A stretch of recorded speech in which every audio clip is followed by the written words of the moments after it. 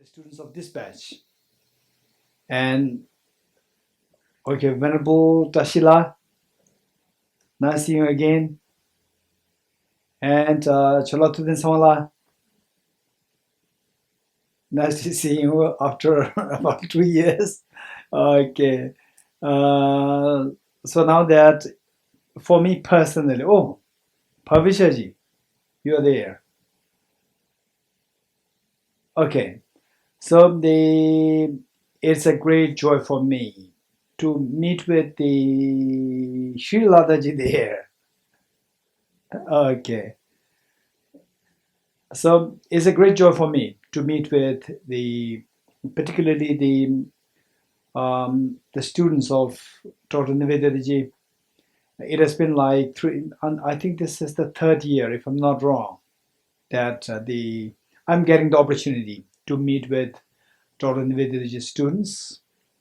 And today, before I entered this hall for the talk, one of my friends, Mrs. Joyaji, what he told me is that Geshe-la, you're going to teach the whole philosophy, which the people study for like whole life, into just crunch into the few hours, like 2 hours. Okay. Yeah, this is in a way, Dr. Nivedanaji, this is the challenge that she posed on me. One. And then the number two that I'd like to share with you is that let's say oftentimes when people request me to give talks or workshops and so forth, I ask them, what do you want me to speak on? And then unlike Dr. Nivedanaji, I say many people, because they are not exposed to the deeper knowledge, the deeper philosophy, deeper psychology, they would also ask for some very simple things, okay, how to deal with stress, and so forth. And then one time, there was one person here in a Tibet house doing a talk, and a person showed a great zeal and enthusiasm, telling me that, okay, you must speak. They spent a whole one session on dealing with depression. Then I said, yes, we'll do that. And the next time we deliberately organized this, they wanted talk on that topic, dealing with the depression.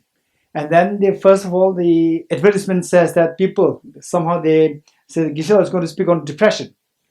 No, he will speak on depression, how to tackle depression. This is one part. Then number two, I thought that the person was so serious. So during the actual talk, I was looking for the person, and the person was not there. The person with that request was not there in the first place. Okay, that's so funny.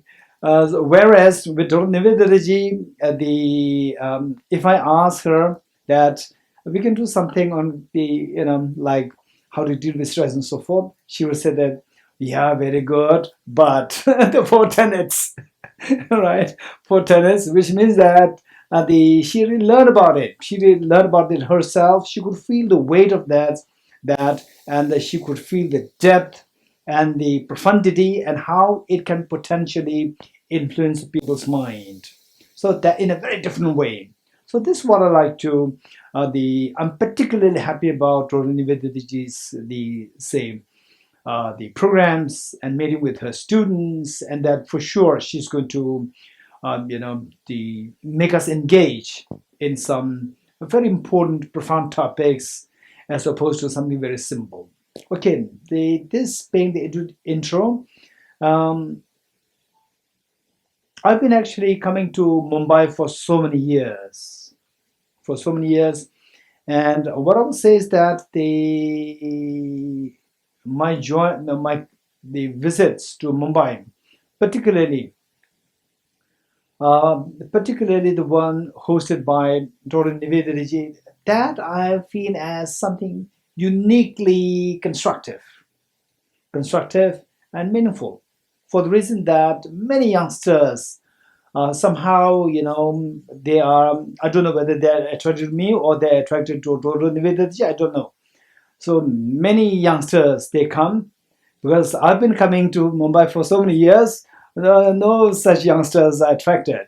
Only when the organized program, so many youngsters are attracted. Okay, this is something which I'd like to share with you on at you. Okay, the Lakshmiji and Lakshmiji's daughter. Yeah. Okay. This the and seeing the long-term friends and new students of Total Nivedanaji is very pleasant to be with you. Okay, so the talk, of course, is going to be very heavy. Sometimes it can make the people's eyelashes to double fold. You know what it means? Okay, I had experience. Now don't worry. I had experience when I was very immature, when I was totally inexperienced. I tried to dump all what I studied for 10 years philosophy into somebody who's not at all exposed to philosophy in 1 hour. And the person started to have the eyelashes double folded. And I said, what happened? Then I later realized that I was totally inexperienced. Okay, don't worry. Although the all four Tenet systems, which people study for like 20 years, 30 years, I'm going to share with you. Don't be scared. Yeah. Okay. So the point is that first of all, many of the classical Indian texts, when they are to deal with very important topics like philosophy, psychology, and so forth, they would make it a point that the first chapter is something very stimulating and very motivating. It's very motivational chapter. This is how the classical Indian texts begin.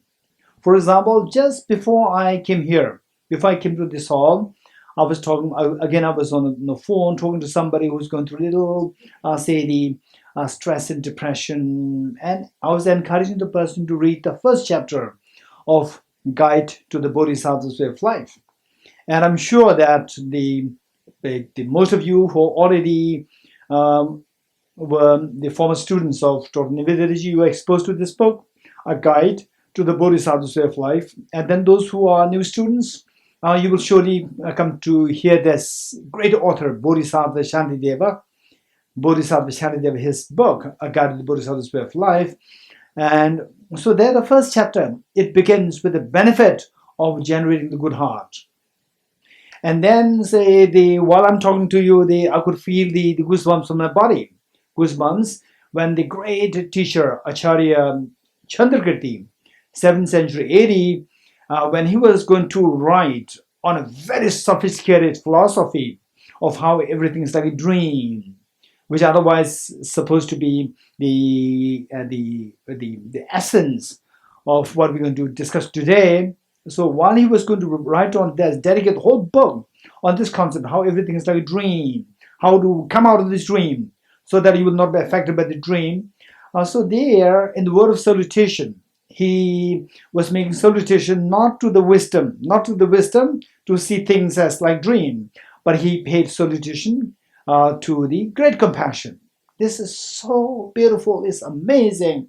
This is so wonderful about the great Nalanda masters, the great Nalanda teachers. Amazing great legacy that finally even this wisdom is to inculcate, is to say imbibe, is to manifest, is to exude compassion towards others. Thereby, you get the maximum benefit and others get the maximum benefit. It's so beautiful, the practice, and so beautiful teaching. So with this in mind, what we need to keep in mind is that finally, each one of us, I can see that we are all 20 plus, right? Is there anybody who is below 20 in the teenage? Okay, all 20 plus, which means that we have some degree of experience of a life. In this experience of life, let us be very honest. Let us be very honest to ask ourselves, what am I looking for? What am I looking for? What is my mother looking for? What is my, say, the husband looking for? What is my wife looking for? What is my the child looking for? What about my the colleagues, my boss, my subordinates? What are they looking for in their life? Just be very honest, if possible. Try to, after this class, and try to go back and try to note down the points. What are we looking for? What I'm looking for? Why did I go to this Zoom the lecture? Why did I go to this Zoom lecture? What for? What for? Ask these questions. This is so important. Ask these questions, then you will get the people may vary the answers. Some say that it's fun. Always, to listen to Dr. Niveditaji, the same teacher, the same homework, and so forth. Sometimes little change is also good. All right, so therefore, let me see what he has to say. Okay, so that way we see that we have different aspirations.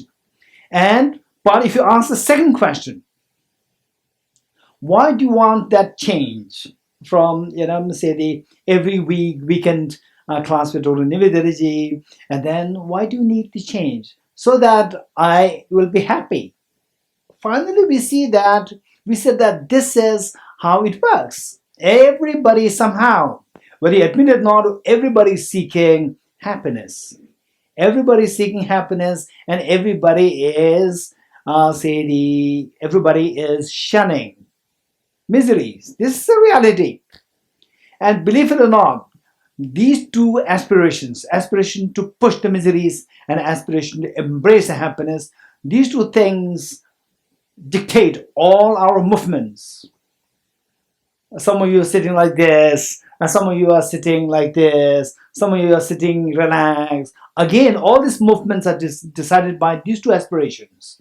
We should be very clear. We should be very clear. Because of these two aspirations, then all these great teachers came, like Socrates came, and then in India, for example, say Judaism, the Abraham came, and then later on in India, not really later on, say chronologically speaking, around the same time or a little earlier, like Ram, Krishna, although some believe that these are mythological the figures, but some say that the Ram is not really mythological, because the conflicts between India and Sri Lanka, not India as such, one kingdom where there's the Ram was, and then the Sri Lanka, the fight were happening, and so forth. And then later on, the 2,500 years ago, Prophet, the Mahavir, Lord Mahavir came, and the Buddha, with a gap of like 40, 50 years, then Buddha appeared. And then the 2,000 years ago, Jesus Christ appeared.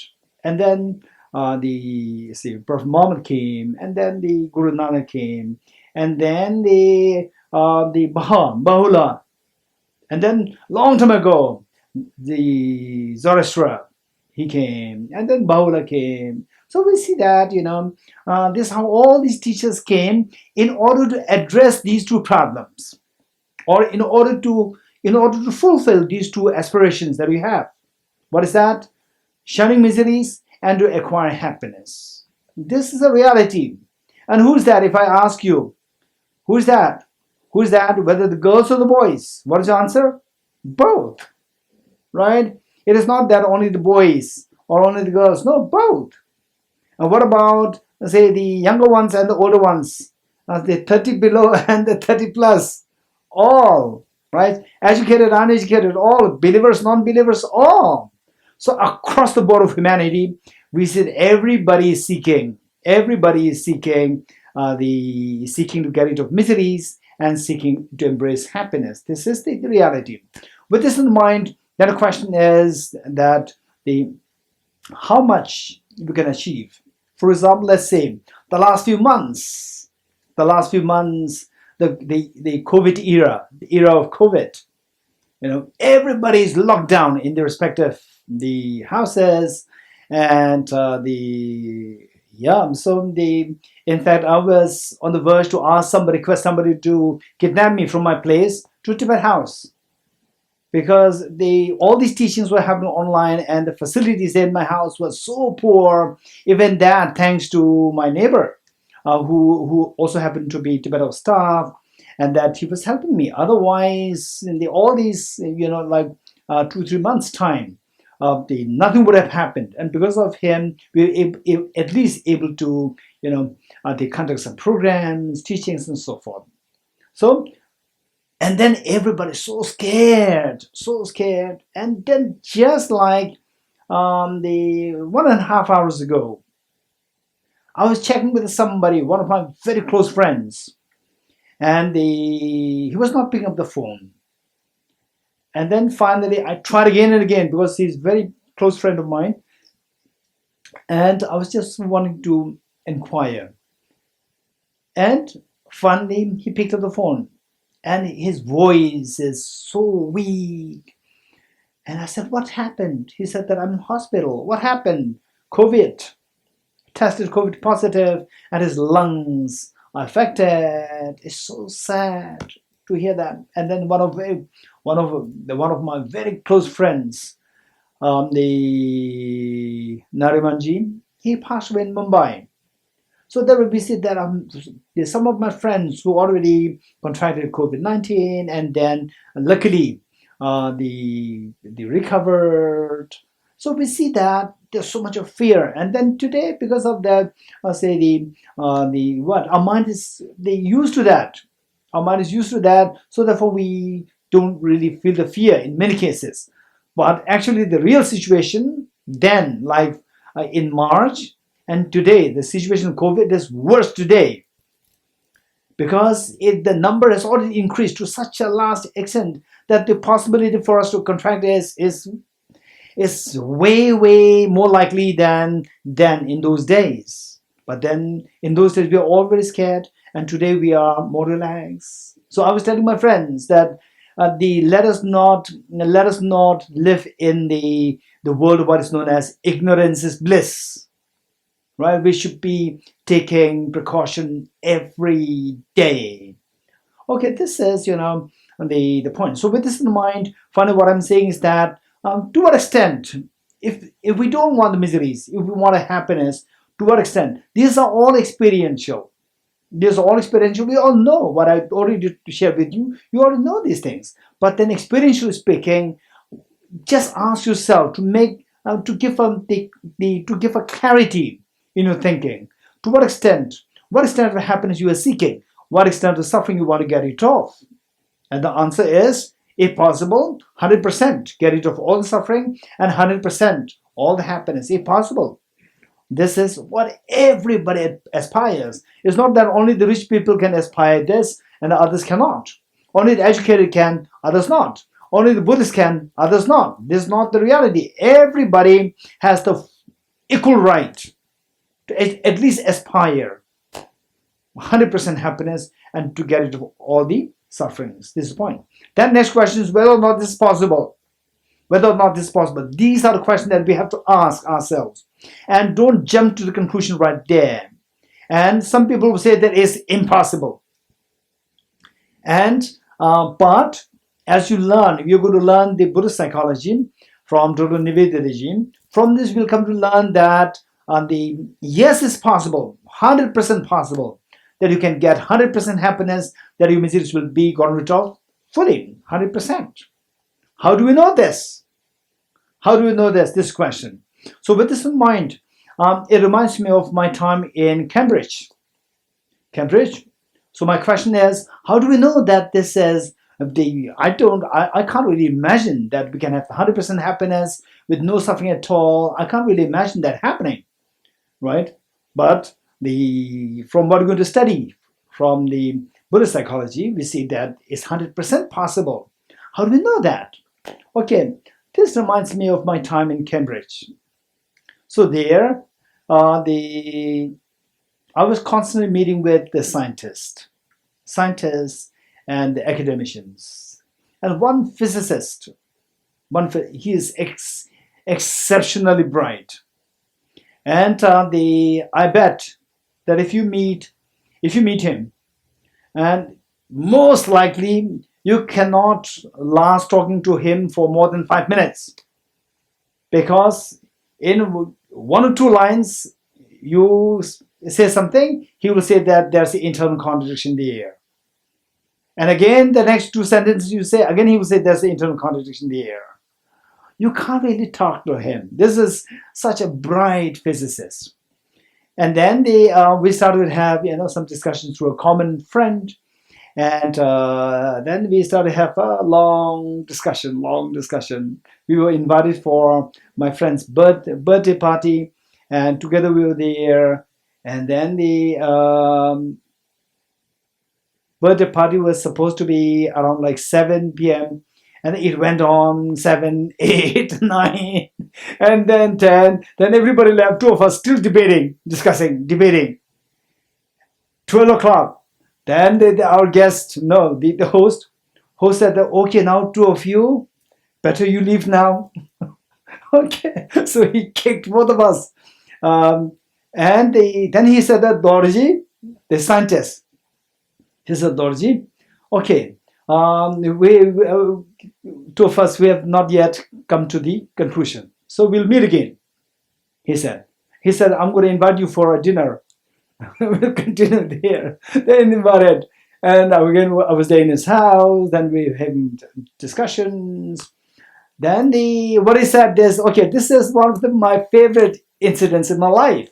To remember this episode is such a pretty pleasant moment. And just see what he has to say. What he said is that, Dorji, in this world, only physics is education. In this world, only physics is education. I said, I was a little perplexed. I said, why? Then he said, because only physics allows you to have a critical thinking. All others are imitation of the earlier teachers.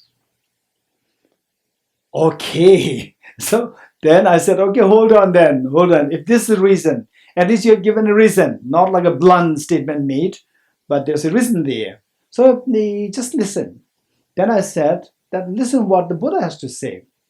And then I quoted the Buddha. The Buddha said, the bhikshus and the wise people, just as the goldsmith tests the purity of the gold by cutting, rubbing, and burning the gold, you should also examine my words and put them to practice, not simply because you respect me. Then he remained silent for a few seconds. He said, oh, the Buddha must have been a great physicist. Okay, so what I'm saying here is that now the point is that the analysis, the inquiry, that is so important. So when I said that the aspirations that we have, wanting 100% happiness, wanting to get rid of the suffering, to make it zero, is it possible? Answer is yes. How? Don't take it blindly. Right? When the answer is yes, it's difficult to say yes. When you say it's easy to say no. No, it's not possible. That's easy. Difficult to say yes. When you say yes, you have to prove it. So we have to look for the rationality behind that. What makes us think that we can achieve the 100% happiness and to get rid of all the miseries? This is so important. So what makes us have this conviction? Okay, so this is something that we need to know. So from this, let's say that okay, I said that we're all scared. Okay, just raise your hands. Those of us who reduced going out, who reduced the number, say your outside visits, visiting outside. Okay, raise your hands. Okay, for the reason of the COVID, you're trying your best to be within your house to the best you can. Okay, almost all of us. Why? Because of the fear. Fear. Okay, so the point is that, and we see that then there's a fear there. Why fear? Because of COVID. Because of COVID, right? Okay. And then how many you have a neighbor who you're not too happy about? Reasons? A neighbor who you are not too happy about. No, okay, so is also fine. Reasons? Not too happy about. Okay, good. Okay, so when it comes to neighbor, the smile that comes when you see Dorji Damdul, instantly you enter the neighbor, your face becomes a little dull or serious. Okay, why you suddenly change? Because of neighbor. Because neighbor. This is, in a way, what we are doing is that in our life we are looking for the happiness outside. We are blaming the outside for your miseries. We are looking for happiness outside. This is all what we are doing. Believe it or not, because that we don't have let's say much time. So therefore, I don't want to do all these. I want to skip all these exercises. Otherwise, from this exercise, we can easily see that our mind is so addicted to looking for happiness outside. And reality, the moment we believe that happiness outside, the moment we believe that, we surrender ourselves. The moment we believe in this, we surrender ourselves to miseries. Why? Right? It must be all understood logically, rationally. This is so important. Why? When you say that, okay, I'm so happy when I get my favorite juice. What is this juice? Orange juice. Favorite juice. Which means that I'm looking for happiness in the orange juice. The moment I look for the happiness outside, this orange juice will not be with me 24/7. There are many times I don't get this orange juice. Which means that when I don't have this, I feel sad. Only when I have this, I feel happy.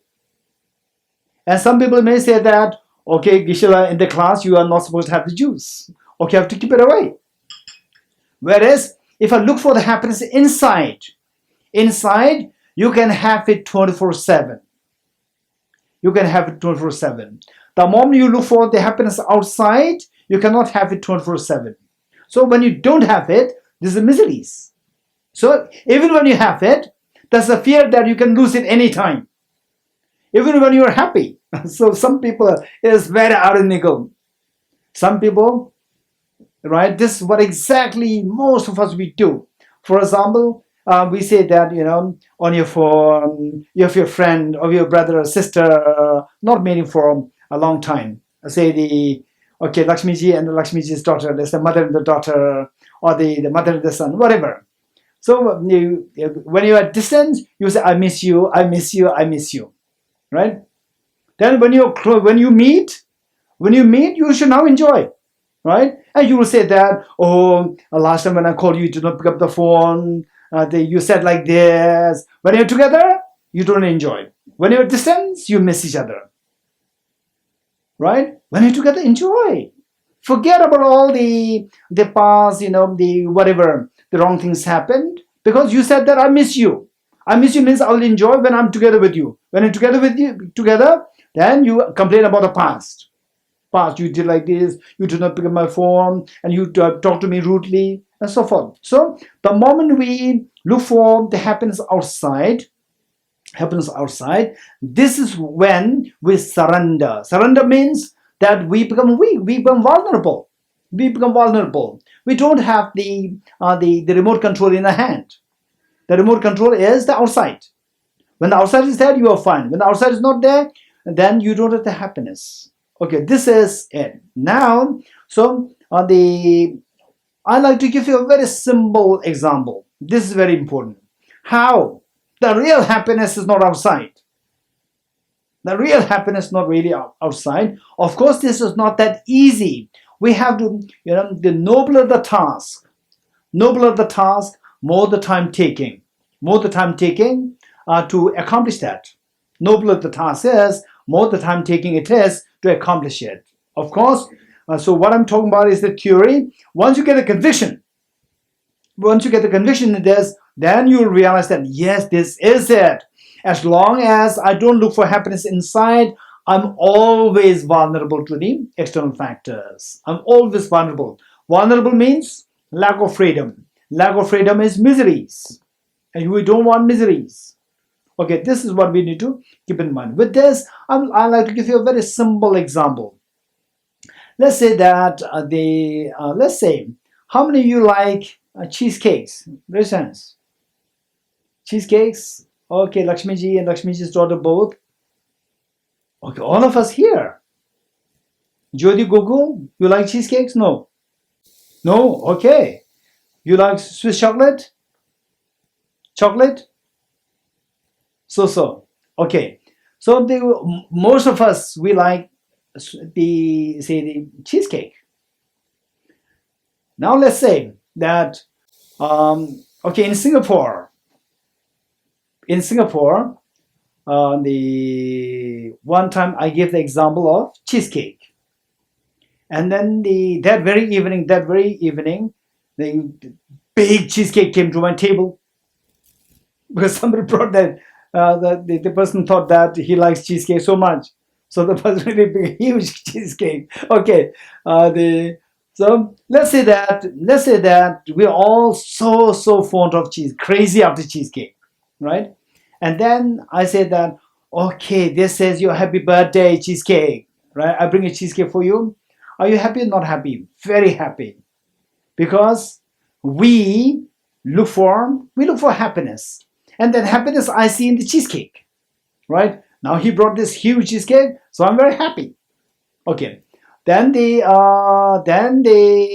let's say that the Tudan Samala comes and says, Gishila, this expired cheesecake, right? It's expired, right? Okay, I'm sorry, this expired cheesecake. Look at your reaction. What is your reaction like? Instantly your excitement subsides. You agree with me or not?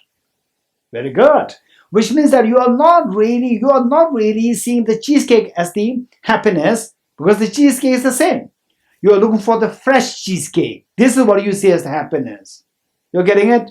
Okay. Then next, okay, now you're sick. No, you are going through nausea, throwing up. Just smell something oil or buttery. You just feel like throwing up. Okay, how many of you had that experience? At least once in a lifetime. Raise hands. Okay, pretty. Okay, all of us. Very good. Okay, so everybody has a rich experience. So with this, okay, just for your sharing, so it'll be good for you to know what a Tibetan refugee child, particularly when I was very young, when most of you were not born, right? So what was the situation like? It was really a very, in those days, like India's independence, just very young, new independent nation, India, and the Tibetans came, His Holiness the Dalai Lama and the flock of Tibetans escaped to India, taking refugee here as a refugee here. So this was the situation. And then in those days, the same, because everywhere is very poor, including the Tibetan schools where I was brought up. And for us, okay, how many of you know momos? Raise hands. Okay, so everybody's become so vibrant, and there's so much joy when you hear the word momo. You're more joyous than the cheesecake. Okay, that's interesting. Okay, let's say that the momos, during our time, we used to get momos only twice a year. Only twice a year. One, Tibet New Year. Tibetan Sawana knows. One Tibet New Year. Then the other one is the school anniversary. School anniversary, first day we'll have momo. Only 2 times. And that is the heavenly delicacy for this young boy when I was age 6, 7, 8, heavenly delicacy, right? I can't imagine the momo on other days. Only twice. So the one time, on once in a blue moon, the school takes us for 2 or 3 days, the holiday out, and then that day, once in 3 years, once in 4 years, would take us there, and then then is momo. That's momo time. And to my surprise, the mere smell from the distance, I could see that the elder students, they were helping the cooks to cook momos, and we are the younger one, age maybe like 7, 8, and then smelling momo, it was maybe making me throw up, and physically I did not really have energy. I was so physically so weak, just lying down like this. And then the bell rang. It was like a picnic. Bell rang for all the children to come for the lunch, for the momo. And I was least interested, because I go there, then I will smell more, and it'll really make me throw up. So I was so weak, and I did not know that I was sick. Actually, I was sick. And then along with the momos, then they also give the orange fruit, one to each of the students. And I took the orange, and I did not take the momos. Okay, tell me. So the momo was such a delicacy for this young boy. But that day, if you force me to take momo, it will make me throw up. Why? That is the same momo which would otherwise what I could see as the greatest of the delicacies, heavenly delicacy for me. But then that day, it was not happening. Why? If that is the intrinsic happiness there, if the momo is the intrinsic happiness there, I would love it. But no, that day I want to get away from it. Why? Because I eat it, I will not feel that happiness. So which means that the cheesecake is not the cheesecake, it's the fresh cheesecake. Even the fresh cheesecake is not. Because finally, if you're biologically or physiologically, if you are sick, then you don't have the appetite to momo or to the cheesecake. You don't have that, because that pleasant feeling is not coming. From this, what we learn is not even the fresh momo. It is a pleasant feeling inside. Pleasant inside. So finally we see that the happiness is not really outside. It's inside. Believe it or not, the best food the rich person is having in the 5-star hotel, and the poor person who are just eating rice and dal. A beggar, a very poor family, eating rice and dal after hungry for like 10 days. Rice and dal, the feeling of the deliciousness that this poor family is getting now far excels the feeling of deliciousness of the rich person eating food in the 5-star hotel. It's not the food. Believe it or not, this is so important. We must have these be experienced. It's so important. You can try this. Sometimes you remain hungry for 2 days. Complete 2 days, you try to stay hungry, right? Stay hungry, and then they eat only meager food all the time for like 1 week. Try for 1 week, right? You don't have to worry by trying this for 1 week. It will not kill you. You can try this. And then after that, you take just ordinary food with little more, salt, everything perfect. But ordinary food is so delicious. It's so delicious. You've never experienced it before. So the real happiness is not outside, it's inside. It's coming from inside. There's a feeling inside. So first the cheesecake, then the taste of the cheesecake, then the the feeling inside. So this feeling is not determined by the external factor. External factor is nicer, then the feeling is better. No, this is not. If that is the case, then the people who are eating food always in five-star hotel, they should be getting this happiness every day. So the people, rich people, they deliberately try to, look for change, look to retrieve the same experience happiness when they were younger. When they become older, they are not getting the same happiness. So they're trying to create the same the energy by going on hiking, exploration, so forth, expecting that this same happiness is coming. It's not coming. So it's all internal. It's not really external. You're getting it?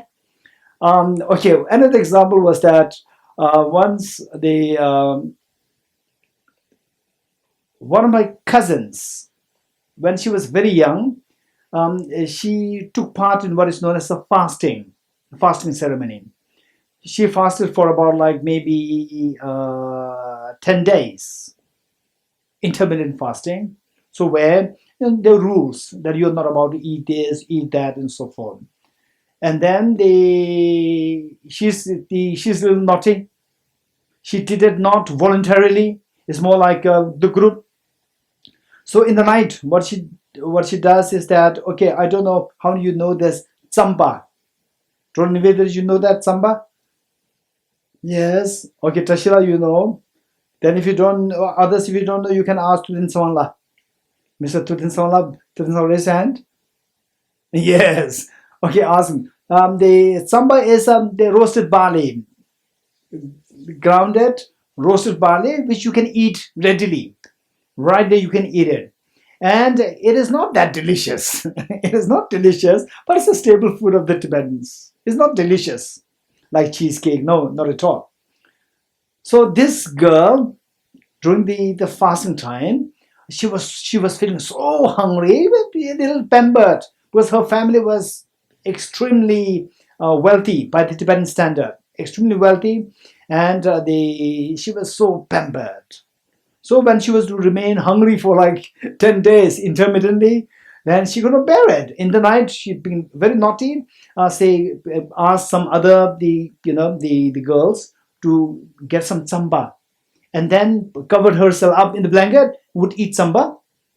And then she told me later that tsamba is the most exotic food, so delicious.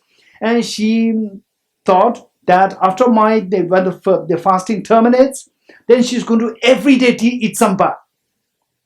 Then after the fasting was over, she started to eat the normal food, and she started tsamba. It's a terrible food. So when she was hungry, the taste is amazing. When she's getting other food, then this is just nothing. So this taste is not from the tsamba, it's from inside.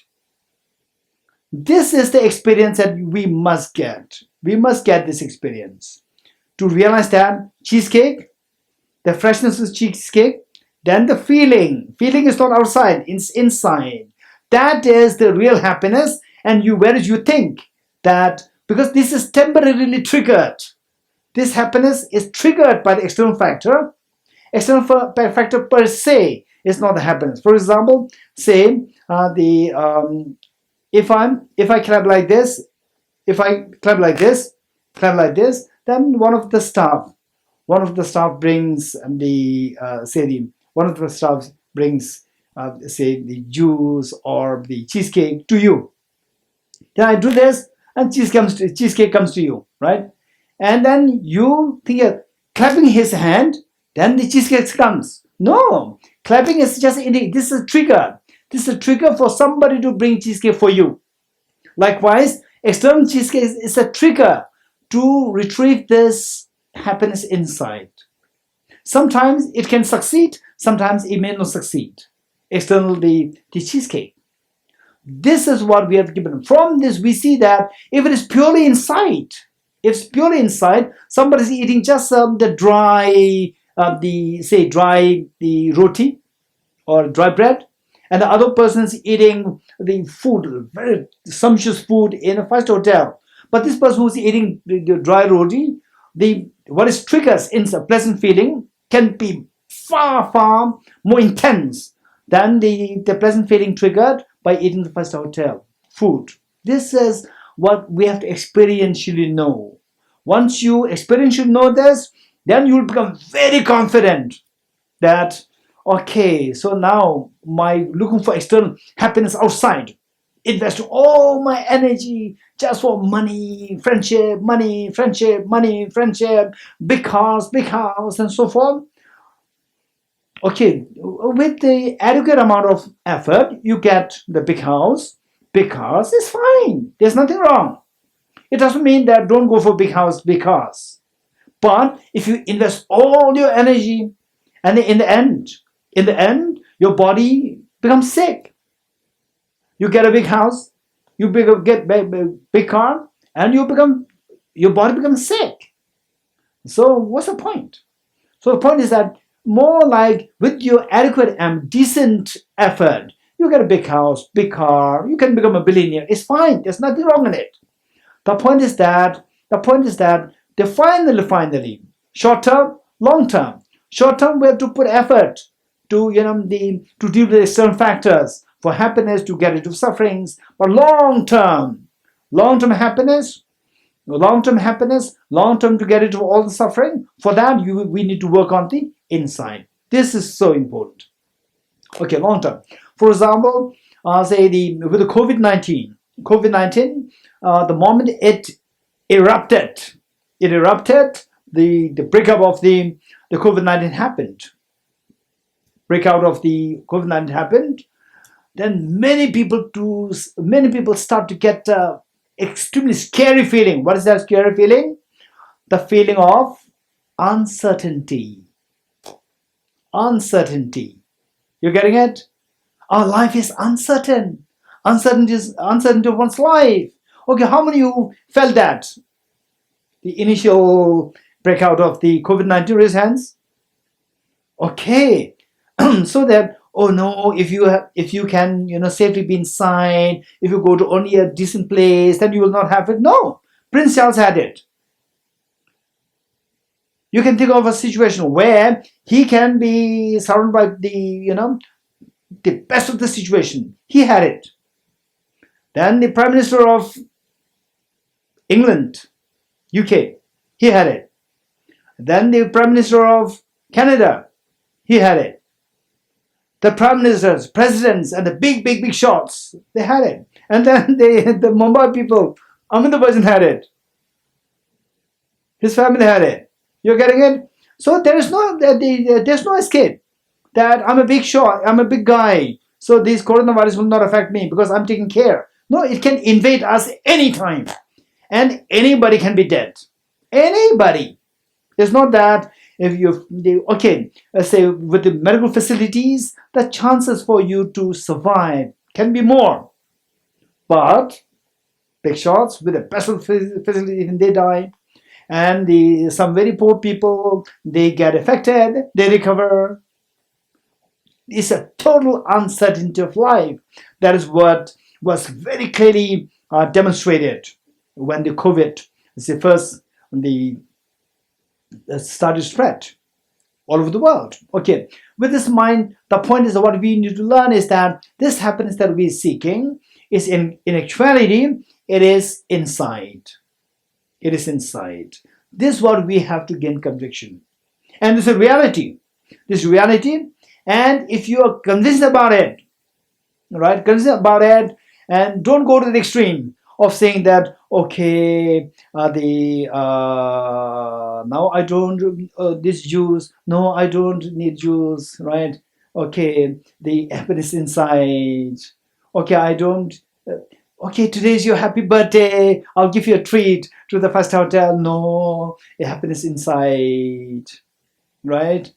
Okay, then we go to Dr. Nivedita's class, for happiness inside. Why should I have to go to outside? This is extreme. The point is that somebody who can really take the maximum benefit of the inside storehouse of the treasure of happiness. When we reach to that level, then we don't have to depend on any external factors. Till that point, when you're a little thirsty, drink water. You're getting it? When you're physically unwell, go to hospital. This is so, be realistic. Be realistic, right? Okay. So one time, one of my friends gave me a call one early morning, meaning that she used to attend our Tibetan classes regularly. Then gave me a call one early morning, and she said that, Geshe, I'm going to give up Buddhism. I'm going to give up Buddhism. I said, okay. What should I say? No. Why should I? No, this is not my style. I said, okay. Then I didn't know what to say next, right? So the bridge, the common thing between us, that is the Buddhism. And she said, I'm going to give up Buddhism. So what next to talk to her, right? And then I did not find any word to continue the conversation. Then suddenly the thought came to me, or the courage came to me to ask what could be the reason. And said, okay, what may be the reason? Then she said that I prayed to Buddha, I prayed to ARTH for all these 3 years coming to Tibet house. I prayed to Tara, I prayed to Buddha for all these 3 years, and my prayers are not answered. I said, okay. So what is not answered? Tell me. Then she said that my brother is not getting a job. I prayed to ARTH, I prayed to Buddha for 3 years, and still he did not get a job. So now I'm fed up. I give up Buddhism. I said, okay, right? If this is the reason why you started to practice Buddhism, because of the brothers not getting a job, this is not the right spirit. This is not the right spirit. If you're hungry, don't pray to Buddha. Don't become a Buddhist. Go to kitchen. I told her, if you're hungry, don't pray to Buddha. Don't pray to Buddha. Don't study Buddhism. Go to kitchen. If you're sick, say you're coughing, maybe COVID-19. If you're coughing, say, Buddha, please move it. No, go to hospital. Right? Don't become Buddhist. Don't pray to Buddha. Go to hospital. When you're hungry, go to kitchen. Right? Kitchen is your refuge. When you're sick, go to hospital. Hospital is your refuge. Right? I said that if your brother is not getting a job, you should have told me before. Right? Then I'll give you advice. Advice that I will give you now is tell your brother, study well. Study well. And then don't go to the pubs. Don't go to nightclubs. Study well. Crack the exams, competitive exams, and get the job. Don't pray to Buddha. Don't ever pray to Buddha if your brother is not studying. If your brother is not preparing for the competitive exams. Don't ever pray to Buddha. Tell your brother, study well. Don't go to pubs. Don't go to nightclubs. Study well, crack the exams, and become the IAS officer or whatever. So this is what I told her. So the point is that we should be very realistic. The point is that don't just go into one side saying that everything's internal, right? Okay, let's have some fun. What fun is all inside, right? Or a birthday party. What birthday party is inside? Let's celebrate Indian Independence Day. What celebrate is inside? That is extreme. The point is that keep in mind the sound of clap. The sound of clap should necessarily come into being by the two hands. Likewise, one hand symbolizing external factors and the other hand symbolizing internal factors. These two must come together only to have the sound of clap. Likewise, the happiness for the ordinary people like us. We are not 100% evolved. So therefore, we are dependent on external factors. So external factors take care of external factors and take over internal factors also, both. And for a long-term plan, try to work on the internal. For a short-term plan, work on the external. This is the combination that we need. So with this in mind, okay. So let us not forget the main goal. The main goal is to acquire the maximum happiness and to get rid of all suffering. This is what we are seeking.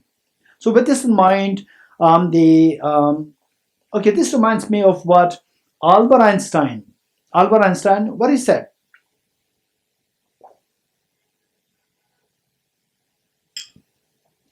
He said that, I said the world, Albert Einstein, what he said is the world is in the chaos. And this chaos is created by the optical delusion. This chaos of miseries in this world, the tyranny, corruption, terrorism, domestic violence, and the ecological devastation. All these things are related to one cause, that is the optical illusion. Optical illusion of we, I, you. I and you. This divide that we create, is responsible for this world crisis. And because of this divide, then your affinity, your compassion is confined to a very small circle. And now he says that we need to rectify this remove this optical illusion by expanding the circle of love and affection towards all the beings, so that the world can possibly start to heal from the crisis. This is what I answered. That I am extremely impressed by this presentation. What Einstein's thoughts. In fact, since my childhood, when I was in class 8, I was so fond of Einstein, because that in class, particularly class 9, physics was introduced as a separate subject. Okay, when I was in class 9, that was back in 1985, I think 85. Okay, how many of you were born then? 85, students are not born. Students are not born? 85. Born, okay. The Harini, Alana, not born. Not born, okay. Then the Rajana Iyer, not born. Okay, Pallavi Sood, not born. Okay. Okay, Shrutika, not born. Tashila, not born. Okay. So the physics was introduced as a separate subject, and I was so fond of physics. Some of you may be wondering, right? I say, particularly, Dr. Nivedadaji, yes. Otherwise, I'm not too sure, because those of you who listen to me quite often, they will sense that he's always giving the examples from physics, right? So why? Because when I was in school, I was so fond of physics, and one of my friends, in those days, Tibetans going to America was very less in number. In those days, now less in number. And my very close friend, he was moving to America for immigration. He's going to immigrate. As immigration, he was going to America to join his parents. And then in those days, okay, the younger ones, you don't have that experience. Elders like my age or a little younger than me, you have the experience that you send a letter. You send a letter to America, right? You send a letter to America. How long will it take for you to get the reply? Minimum 1 month. You send a reply today, and you don't expect the reply for the next 1 month. Okay, younger ones, you wouldn't believe in this, because for you send a letter now, in 1-2 seconds you'll get the reply now. In those days, I have to wait, because first I have to spend time writing the letter on a piece of paper like this, and then I'll go to hospital in the post office and put the stamps on, right? And the post office, if it happens on the Friday evening, finish. The Saturday, Sunday will be lying there in the office. And then it'll move to first it'll move to Delhi. And Delhi they will sort out. From Delhi, it'll go to America, and America will sort out. Then it can go to, for example, say the Seattle. From the Seattle, it will sort out. So meanwhile, it takes like 15 days. And then my friend will get the letter. Then he'll read it. He'll write this in. Again, another 15 days process. Like 1 month, you have to just keep in mind that 1 month, you're free for one letter. This was what it was like 30, 40 years ago. So my friend sent me a letter saying, what do you want from America? So I said, a big poster of Albert Einstein. Because I was so fond of Albert Einstein, physics. Big poster of Albert Einstein. And then it's already 40 years gone. Not 40, 35 years gone. Still I did not get it. Right? He did not send me, still 35 years gone. Still it didn't come. Okay, so what I'm saying is that I'm really fond of Albert Einstein. And then what he said, this is beyond physics. What he said is amazing for humanity. So from this, what we can see is that on the one hand, he's talking about the happiness of the world. On the other hand, he's sharing with us the reason why the world is not happy. You're getting it? One is the result, the happiness the world is seeking. And the other one is the causal factor, why the world is not happy. The causal factor and the resultant state. What should be the causal factor for the happiness? He said, remove the optical illusion of I and you. You're getting it? He's talking about the reason or the causal factor responsible for the world crisis and how we can potentially heal this world from this crisis by rectifying the causes. This is what he's talking. So from this, what I'd like to share with you here is that finally, whether you're happy, not happy, I said that is a mental process. It's a mental process. So with this, how does finally that our mind, the real treasure of the happiness is within our own mind. And our request, Dr. Niveditaji, particularly to your new students for this year, you can share with them. You can prove, not only just dictate, but prove how there's a treasure, the ultimate treasure, happiness is within me, within each one of us. Conviction must be born. You must look for the reasons how it is the case. Okay, with this conviction born, then this treasure of happiness, I'm going to tell you that this treasure happiness is by no means inferior to anybody. Everyone has the same potential, same amount of the same intensity amount of the treasure of the happiness. It is there within each one of us. Males, females, no difference. Educated, uneducated, no difference. Buddhist, non-Buddhist, no difference. Everybody has this treasure of happiness. Okay, so once you are convinced with it, it's for this reason. It's for this reason that the Buddha has been a great the advocate of gender equality. Buddha has been a great advocate and strongly, in fact, we can talk about him as an activist in favor of, gender equality. This is so important. This is so important. The gender equality, why he is that confident to speak about the gender equality, to speak about the caste equality. For the reason that finally, what makes somebody special?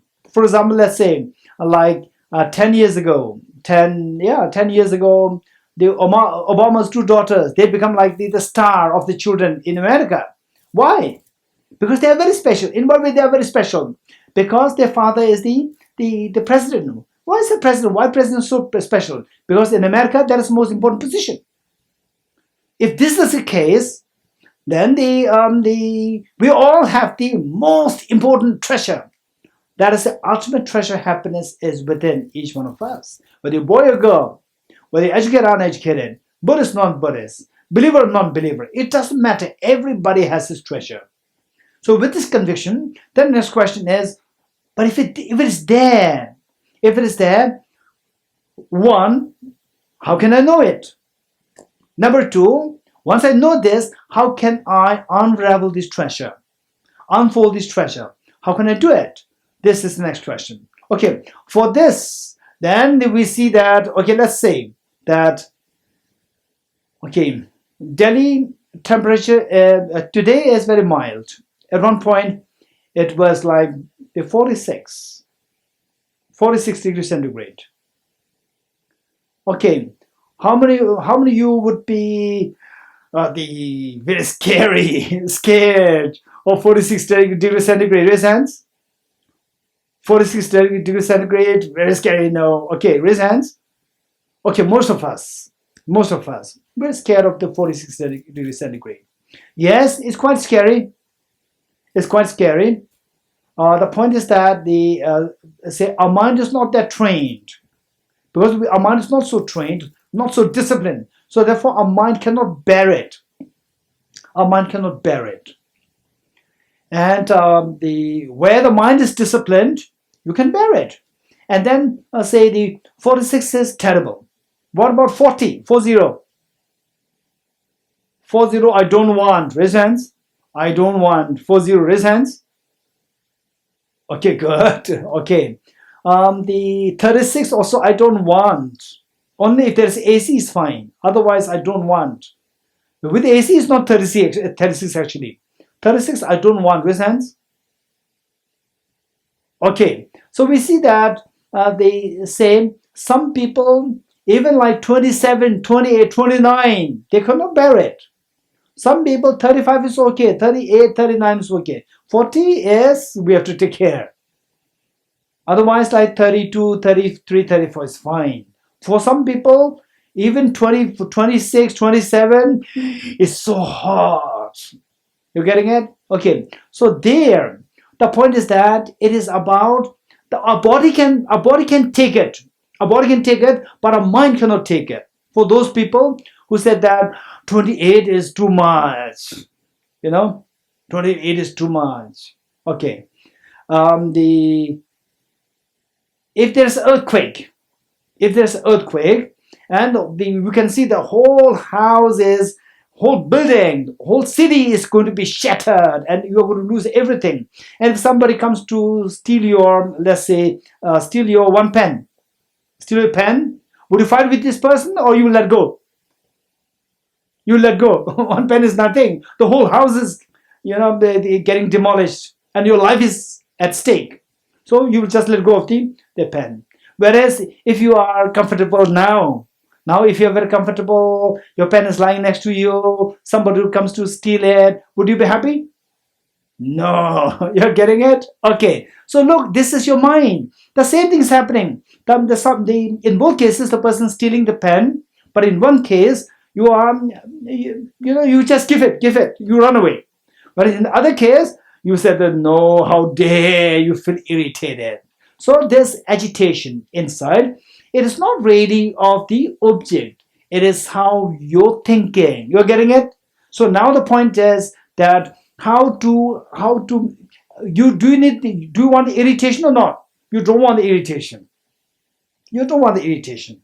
But the irritation comes when somebody steals your pen right now. Irritation comes.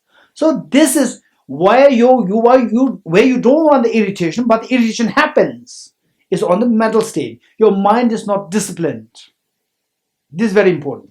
You're getting? You don't want the irritation, and the irritation happens, which means that your mind is not behaving the way you like. Your mind is behaving as irritation. When somebody steals your pen, your mind behaves in the irritation form, which means disturbed form. You don't want the mind to be disturbed, but your mind is disturbed, which means your mind is not listening to you. When the mind is not listening to you, this is known as the undisciplined mind. Uncontrolled mind. Okay, now, from this we get a clue. That finally, okay, to really the happiness is to control the irritation.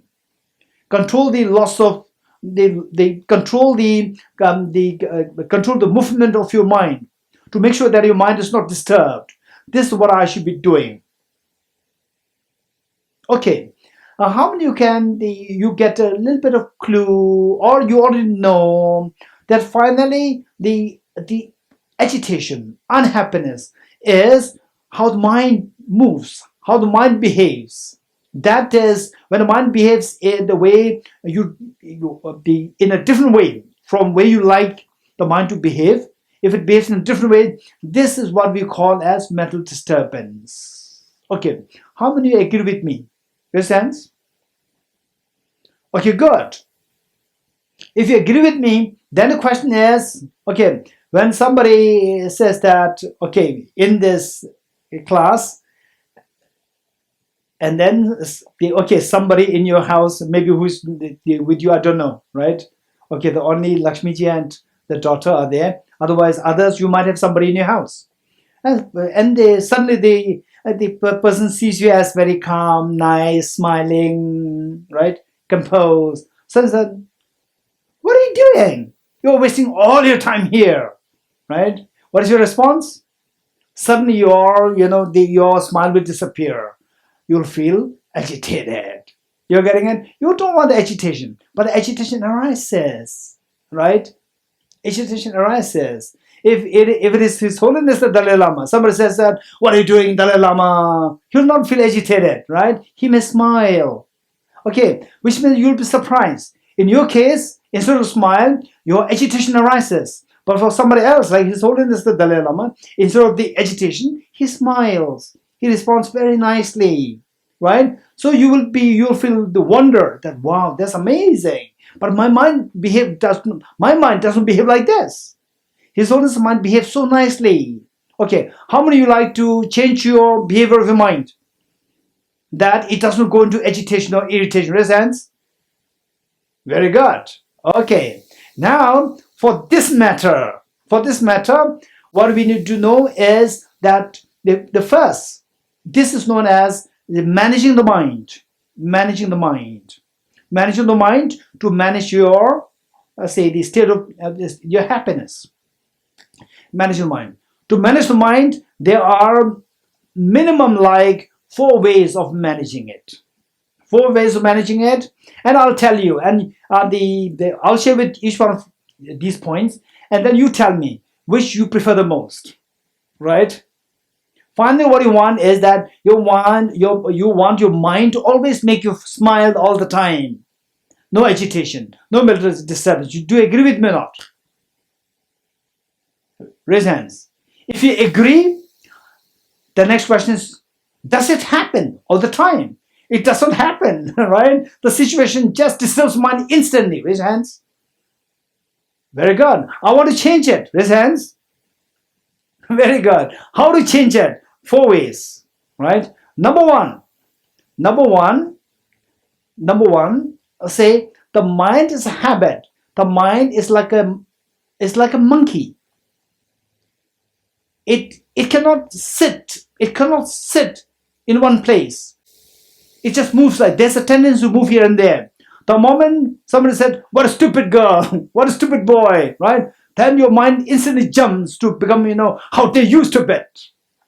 This is how the mind reacts. So the mind has a tendency to move like the monkey. Restlessness. So this we have to control. You have to control the mind in such a way that the mind, when you ask the mind to sit, the mind sits and not move here and there.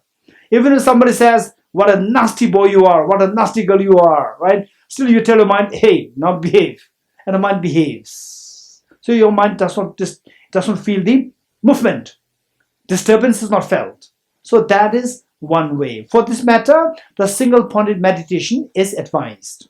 This is one way of managing your mind, where your mind overall, it remains stable, not easily being fluctuated by external factors. You're getting it? Even if somebody said, what a stupid thing you're doing, your mind is very calm, not react.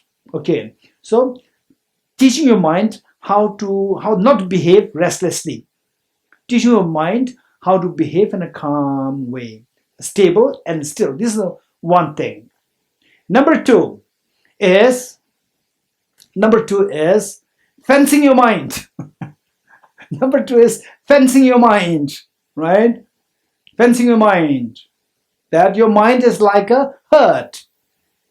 It is like injured state of mind. It's an injured state. So you fence it. You fence it, or you run away from the triggers of the miseries, right? The trigger of the misery comes, you run away so that you will not feel hurt. You're getting it? Because somebody's coming to say that what a stupid Pavishya you're doing thing, right? When somebody's about to say this, Pavishya run away, right? Pavishya run away, should not hear that. She'll not hear the bad comment, and then she'll be at calm and peaceful. So this is another way. Shirking away, running away from the stimulus. Number 2. You're getting it? Number 2, running away from the stimulus.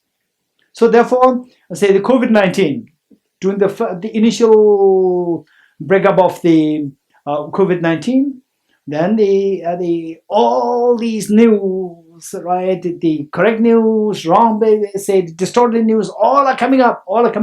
Social media. Then people are bombarded with all these things. People they feel lost. So where are we now? What? And there's so much anxiety coming.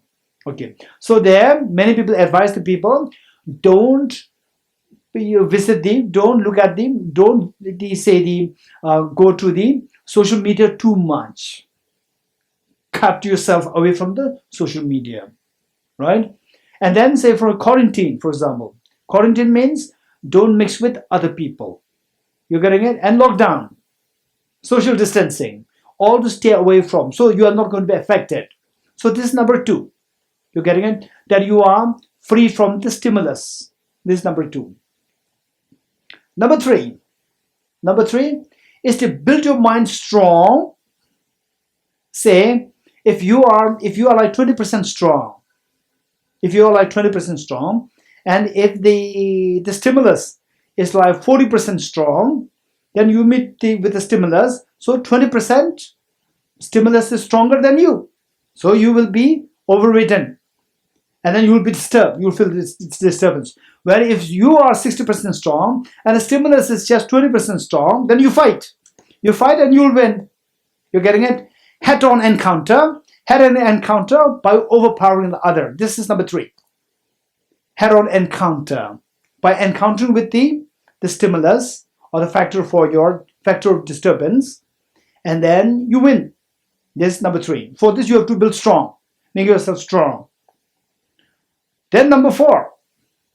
Number 4 is that in the process of encountering, with the external factors, your peace of mind grows. You're getting it? In the process of encountering with the external factor, otherwise to disturb you, right? For example, like the poison. The poison, if we encounter with the poison will kill us. Whereas the peacocks, some of the birds, when they eat the poisons, then they grow in the beauty. They grow in the strength. They grow in the beauty. You're getting it? So the 4th one is where you encounter with the external stimulus, which otherwise can disturb you. Instead of that, it will make you more happy and more peaceful. This is number 3. Number 4. Okay, now tell me, which do you want?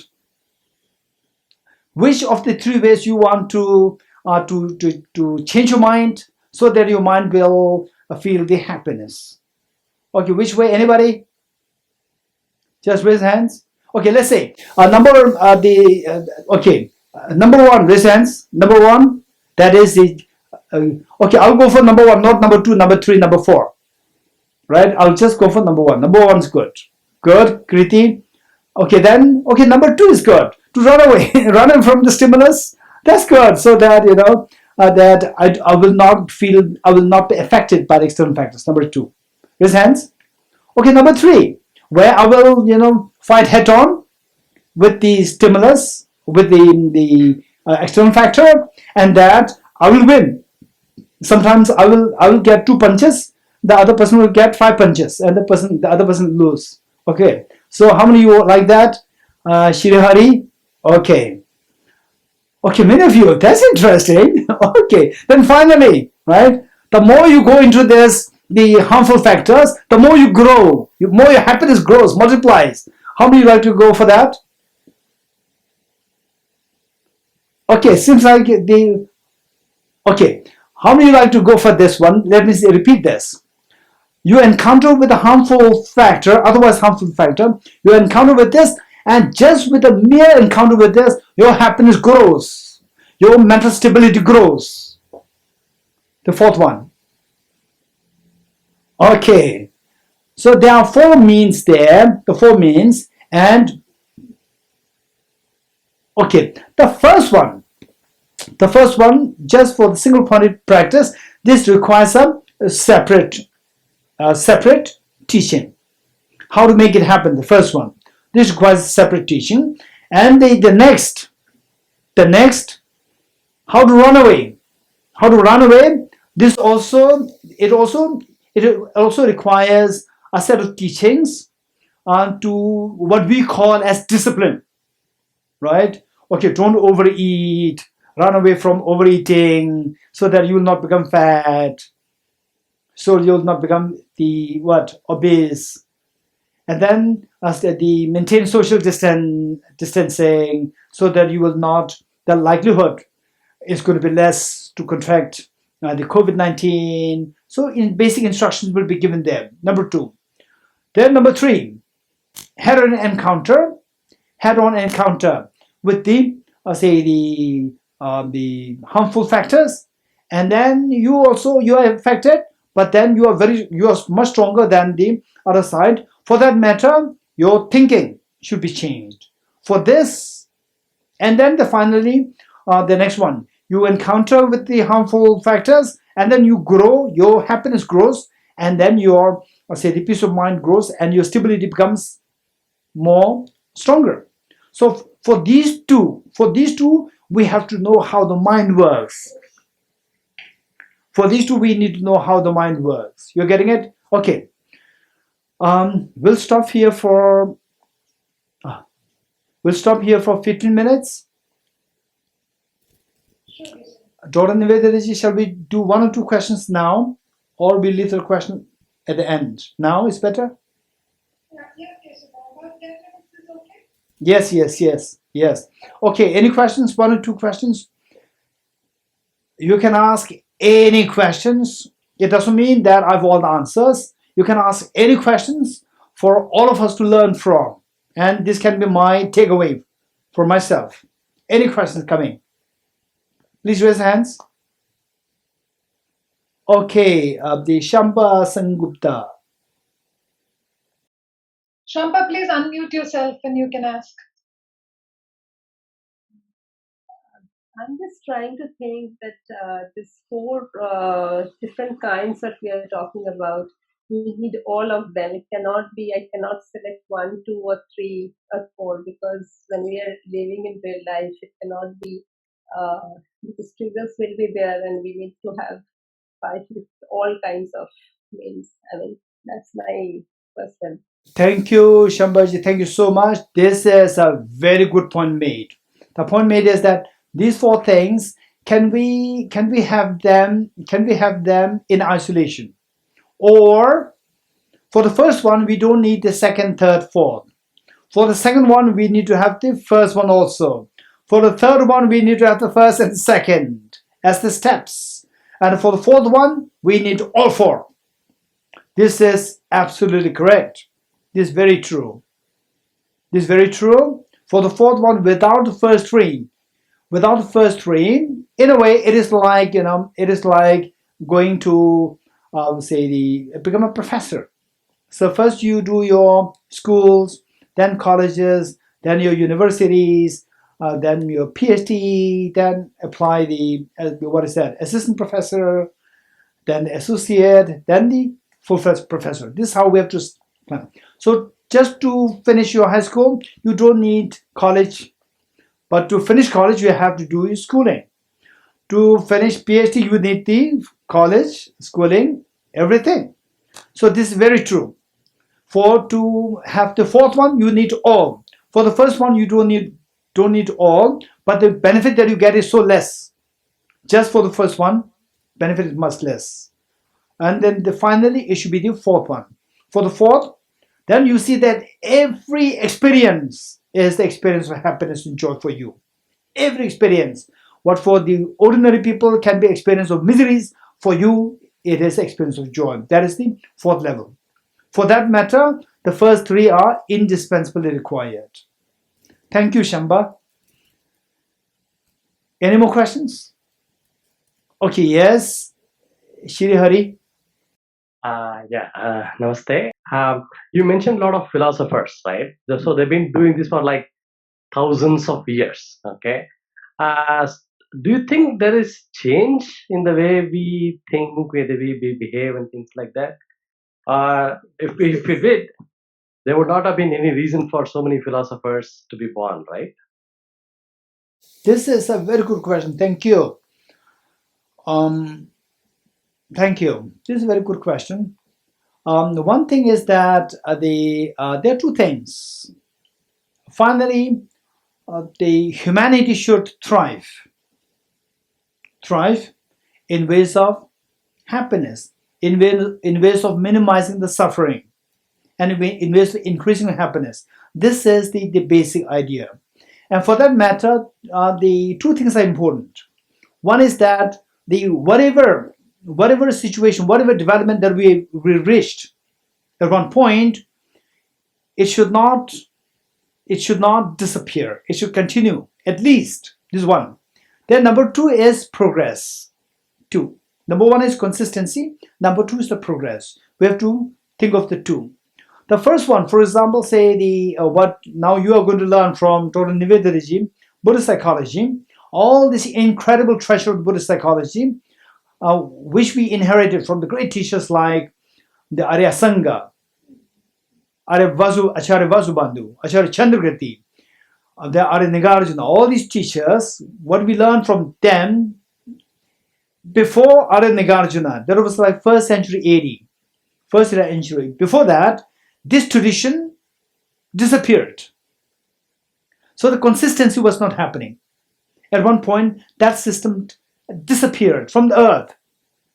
A great loss for the humanity. Disappeared. So we need that to be continued. So it has to be passed down from one generation to the next, to the next, to the next.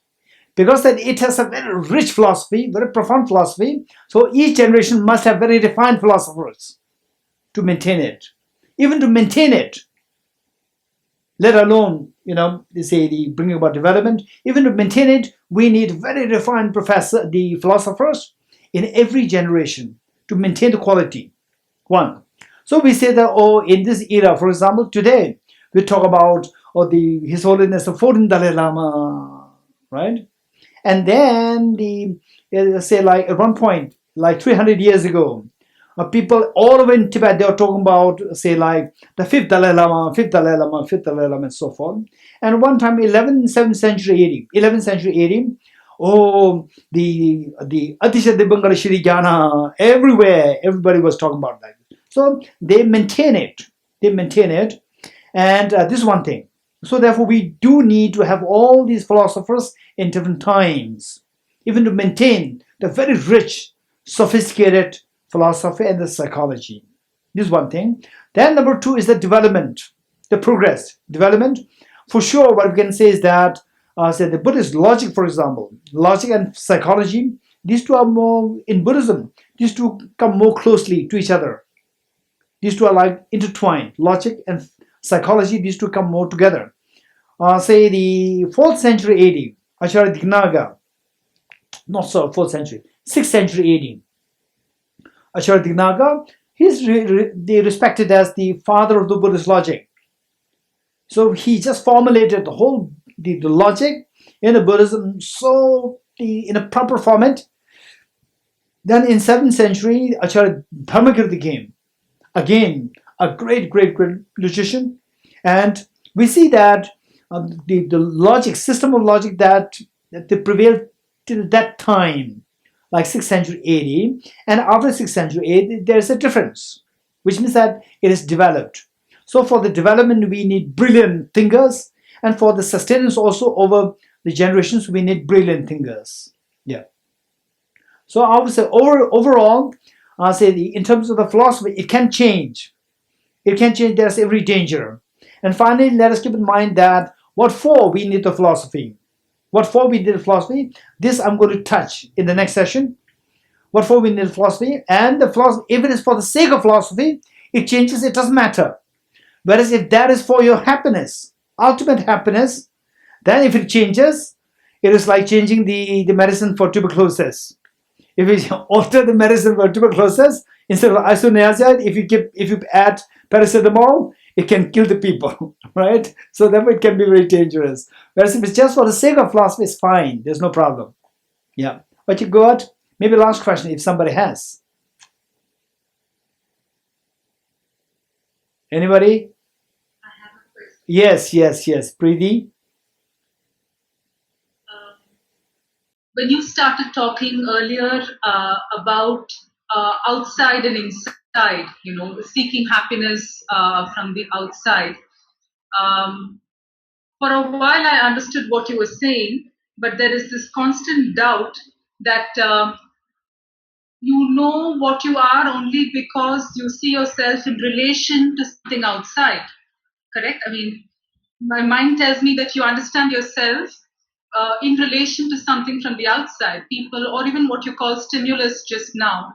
So then, how do you find completion? Let's leave happiness, sadness, all the completion. How do you find this completion if you say you have to be free from stimulus? I'm not able to understand this. Okay, this is a little bit philosophical question. It's a very good question. Thank you. Independent of external reference, how can you understand yourself? How can you describe yourself? Say, for example, let's say that,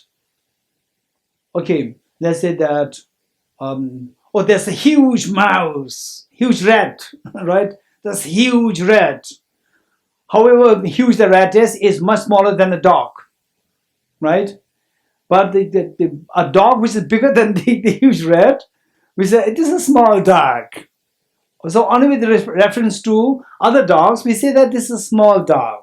With reference to other the smaller the rats, we describe smaller than the dog, but bigger than the other rats. We got huge rat, right? So all these discussions come related to the outside reference. So how can you describe yourself independent of the outside reference? You're getting it? Okay. So two things. That I am dependent. I become vulnerable, right? Say, I become vulnerable, having to depend on external factors. One thing, and description of myself depending on external factors. There are two. Descriptions and the vulnerability. Your state depends on external factors, and your description depends on external factors. Description depending on external factors there's not a problem. Finally, don't be scared of the external factors, right? With external factors, if you get the maximum happiness, that is your path.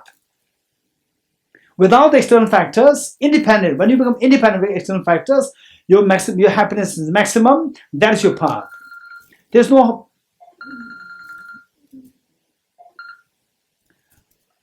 hard and fast rule.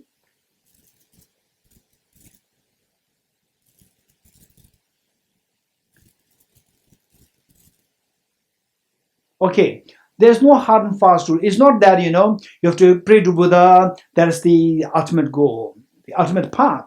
Or you have to study the first Tenet systems, that's the ultimate path. No, right? By praying to Buddha, if you get the maximum happiness, that is your path. But by not praying to Buddha, if you get a maximum happiness, that is your path. By dependence on external factors, if you get a maximum happiness, that is your path. By isolating yourself from external factors, if you get the maximum happiness, that is your path.